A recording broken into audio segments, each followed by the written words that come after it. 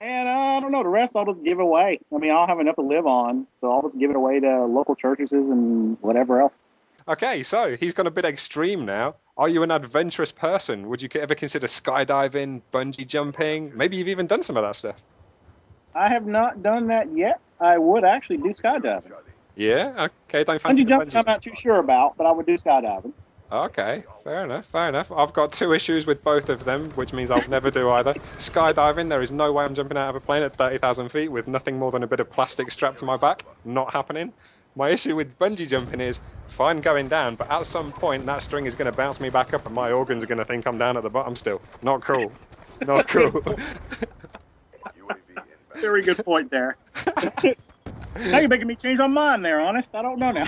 Yeah, see, now we're not doing anything extreme. Let's stick to that island in the Caribbean in the gaming centre. Good stuff. Let's have a look. What other questions have we got? We've got some crazy more questions here. Um, TGX Dog. He asks, do you ever think you will get back into the signature making for the masses instead of just simple special requests? That is a good question. If I ever have a lot of time, like I used to, I probably will. That's why I have surrounded myself with a bunch of guys in Stormrise that can run for me. If they need anything, they just holler at me. Hopefully, I can get back into, I wouldn't say regular signature making, but at least maybe taking a request once a week or twice a week. Good stuff, good stuff. I like it. There you go. There's potential out there for more SIGs, guys. Keep your eyes peeled. Dark also asked another question, which we've already been over. He asks, what other, if any, position would you want? I'm just going to say DBL, watch your back. Let's move on. Apollo X. He asks, what was your favourite Ghost Recon moment? I'm guessing in-game here, but if you want to talk about something that happened within the Division forum-wise or something in-game, that would be cool. I would say, which if you talk to a member, I think she's the ATI of Halo, Jasperella. Okay. I would say my favorite moment, and she will, because I just maniacally laugh, is I started using claymores a lot in Recon. And you'd come and walk around and see me throw a claymore down, someone died, and I start maniacally laughing. And I put another one down, and someone died again. So those are my most favorite memories, of just throwing claymores down. So you see, in a whole game, I got probably 70% of my kills out of claymores, and me laughing as they die. That takes some dedication in game. So I know.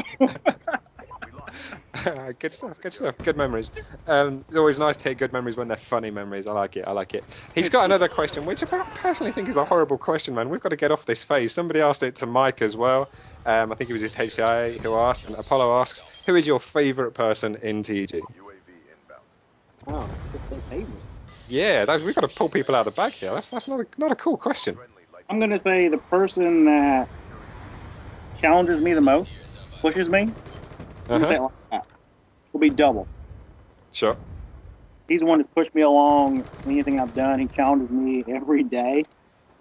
So I have no favorites, but that'd be the person I would say that made the biggest impact on me. Do you know what? I'm pretty sure you're not alone in that. I'm sure there's many people who would say exactly the same and have exactly the same opinion of him. And that's exactly why he is where he is within TG. That's correct. Okay, let's move on. We've got so many more questions to go. I told you this was going to be an epic interview. Okay, so TG Death Knight. If you could bring back one division, we all know what this is going to be. What would it be? Ghost Recon. Hello. Okay, let's go on to something of the same sort of path, the same area of thought. If you could add a new division, what game would it be and why? So this is like, let's go with nothing that's ever been historically a division, something that would be brand new. I would say that Grand Theft Auto 5. Oh, we're all keeping our fingers crossed for that to be a division. It's looking pretty epic. I'm telling you, I just saw the videos recently that came out the other day. Oh, man. That thing looks like it's going to be insane. I've played Grand Theft Autos in the past, almost all of them, and that thing looks awesome. I hope they do something with the multiplayer. If they can step the multiplayer up, then there is absolutely no reason whatsoever why we can't get that rocking as a new division. Oh, especially, yeah, I would love to play that. Definitely, that would be cool. That would make for some good community game nights. Oh, we have another question as well from Death Knight. He simply says, why you no play League of Legends? Oh, you got me there, DK, on that one. I'm gonna give you the truthful answer. I don't have a great laptop or PC rig to be able to run it on.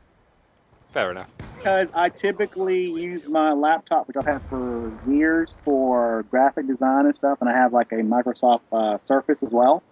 So if I ever got a PC rig that could actually game on, I'd be playing with you. Fair play. There we go. Let's wait until he's got that $100 million. We'll be hooking up a new PC rig, and then it'll be all over League of Legends. It'd be a whole room at that point. I could just like look up at the screen and be a theater screen playing LOL. Nice. He's got a really, DK puts a really cool question actually, and this is I'm actually really interested to hear what you say. If you could change one thing within TG, either structurally or visually, what would it be? Now we know you've probably got all sorts of ideas visually, but anything structurally that you would like to tweak or amend? Ooh. That's a difficult one. You've got to choose your words carefully. DBL will be on that PM inbox straight away. Oh, visually, well, I can't say too much, but yeah, it needs overhaul. Which, as probably some of you already know, that's already in the works. So really, I think the only thing would be a way to get news out there more, straight on the front page. Yep. And video support. A way to put our social media up on the page right now instead of having to click off of other links.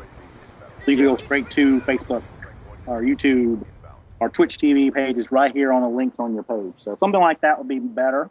That way we could get more people to like us, to visit our pages right from here versus trying to go, well, go to this link to go find the Facebook page. That. Definitely, and it will bring a whole new level of diversity to our HQ as well, our website, something that we've never done before. It's another point of expansion for us, you know. Correct. Time will bring all these things, I have no doubt. Good stuff. Thank you for that question. Okay, so next one, we're moving on. We're getting to the end of these actually now. Craig ECC77 asks, how did you first originally get into graphic design?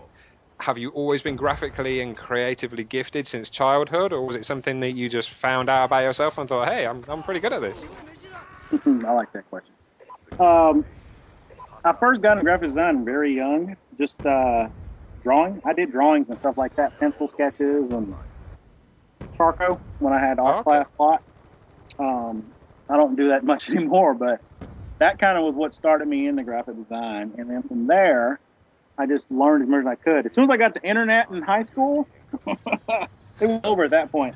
Because that's what I started big time on website design. I do a lot of website design for people that pay me to create them websites. So I had to learn graphics, actually make your website look nice. Sure. And from there, I just tried to improve on my work as much as I could. So just to challenge myself, never do the same thing twice. Unless it just works out for me, and just to push myself. Excellent. And anyone else that came along just kept pushing me as well. Cool. So really it was when you swapped out the charcoal and pencil for a mouse and keyboard, that's when it really took off for you?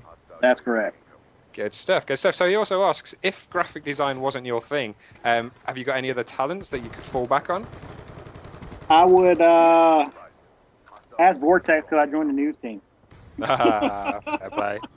Fair play. There we go. We've got some written skill coming. We're back to that poetry, you know. There's definitely going to be roses are red, violets are blue. I'll do a weekly column for him. Awesome.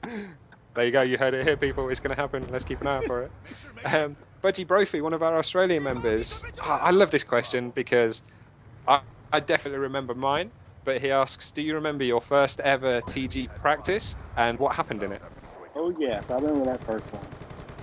Oh, I was so nervous.